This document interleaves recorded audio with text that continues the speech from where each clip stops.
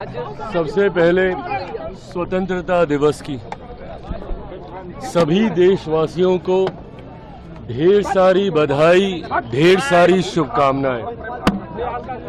आज जिस तरीके से स्वतंत्रता दिवस पर मेरे प्रधानमंत्री आदरणीय नरेंद्र मोदी जी ने लाल किले की प्राचीर से जिस आत्मविश्वास से भरा हुआ संबोधन देश की जनता के समक्ष प्रस्तुत करने का उन्होंने कार्य किया, यकीनन उनके इस संबोधन ने हर एक देशवासी में एक नई ऊर्जा का संचालन किया। आज प्रधानमंत्री जी के संबोधन में जितने भी ज्वलंत विषय हर एक के ऊपर उन्होंने विस्तृत तौर में भारत के पक्ष को रखने का कार्य किया। भले वो ऑपरेशन सिंदूर को लेकर हो या जिस तरीके से विदेश नीति को लेकर, टैरिफ को लेकर, जिस तरीके से देश में ही कुछ विपक्ष के नेता विदेशियों की आवाज बनने का कार्य कर रहे हैं, उस पर भी प्रधानमंत्री जी ने पूरी स्पष्टता के साथ भारत के पक्ष को रखने का कार्य किया। उनका ये आह्वान कि अब समय आ गया है कि पूर्णतः स्वदेशी को अपनाया जाए, वोकल फॉर लोकल होने की जरूरत है। आने वाले दिनों में जब हम लोग विकसित भारत की कल्पना करते हैं, उसकी नींव आत्मनिर्भरता से शुरू होगी। हर क्षेत्र में भारत को आत्मनिर्भर होना होगा।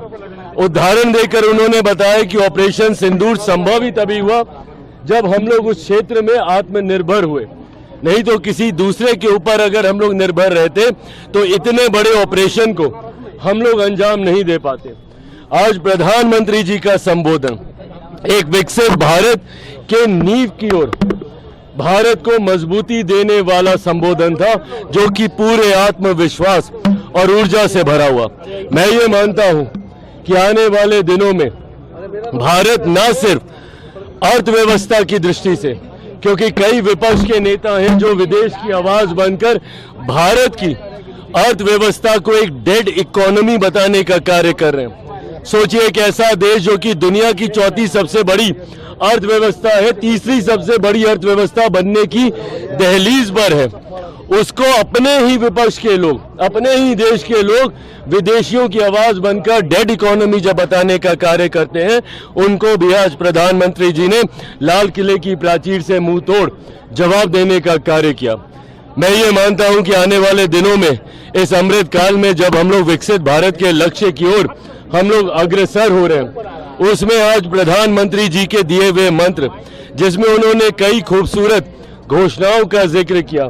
जीएसटी को लेकर एक बड़ी आबादी है जो चिंतित रहती है, जीएसटी का भी रिव्यू होगा, ये खुशखबरी भी उन्होंने दी।